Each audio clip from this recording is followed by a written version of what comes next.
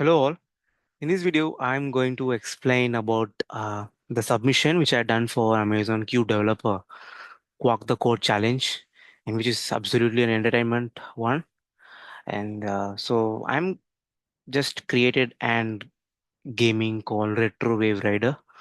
So let me explain what this RetroWave Rider all about, and then I will explain how I used Amazon Q Developer to build that, and then I will go deep dive into the coding as and the finally I will show the demo as well. So yeah, let's come to the game. So here it comes, right. So this RetroWave Rider is all about which combines kind of a plane or a it's actually built from JavaScript and HTML5 and CSS. And the major thing here is it uses endless neon, right? And then we you can able to lane switch between the each actions, and then if you want to boost right or if you want to power up your right, that is also is possible.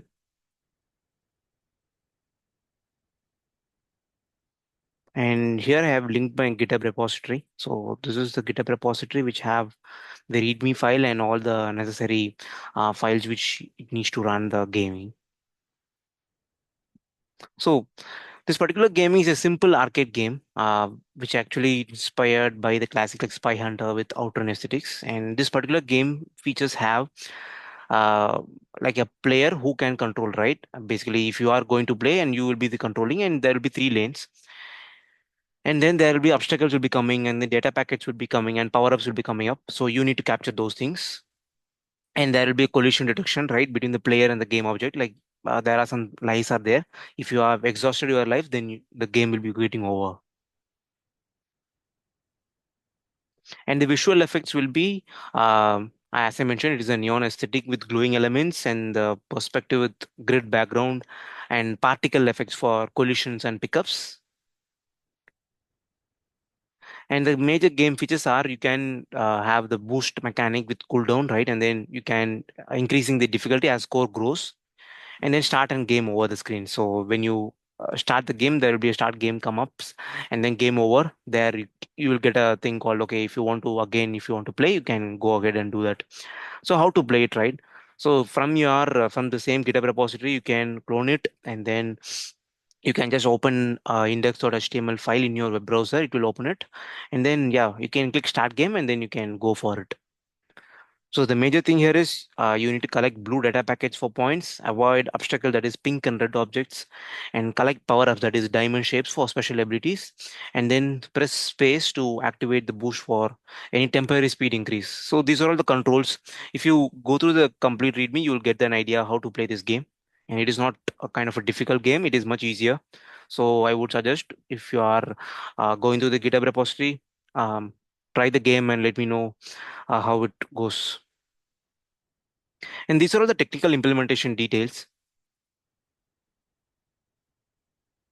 And each files, what are the components I have included, all this being included. And the final credits goes to Amazon Q Developer. And I'm going to say how Amazon Q Developer I have used to build this game. So first thing is I have a clear vision that okay, I'm going to build this particular game, right? So I have described this to Amazon Q, and it actually provides CSS and ideas for using box shadow, text shadow, and animation keyframes.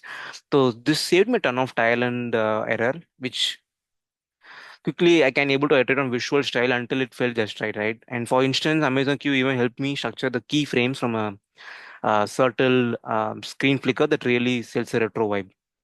And the second thing is it generates an endless, varied, and fair road. Basically, I bounced multiple ideas to queue to see which one helps to avoid impossible scenarios, right? Or how to gradually increase the difficulty.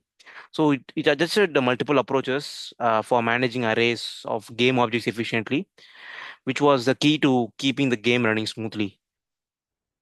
And the third thing is, while the core collision detection is a simple rectangle check, right, which ensures it work reliably with objects moving at different speed and appearing from the horizon. But when I hit a snag, right, where collisions were not registering correctly at certain speed, so I described this issue to Q. It helped me walk through my logic and identify some timing issues. So it actually updated related to the collision check. So my pro tip to for the Amazon queue, right? Like if you are going to use it, so don't be afraid to ask why or what are the alternatives besides getting code snippets, right? So that is a major use. You may think that, but there are more underlying concepts are there in Amazon queue, which is fantastic for learning. So again, I'm saying don't be afraid to ask why or what are the alternatives. So it helps to learn better.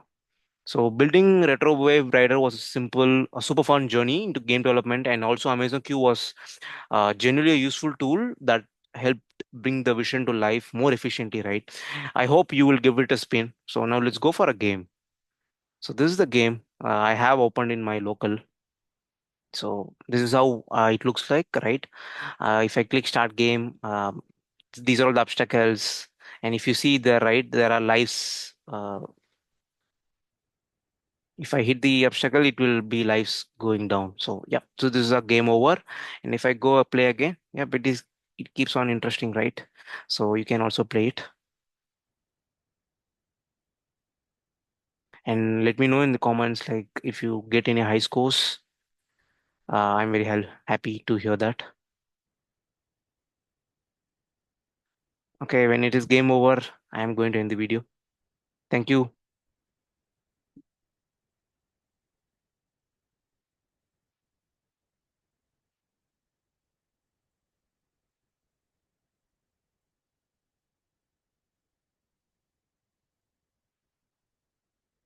Okay, yeah, thank you and have a great day. Bye.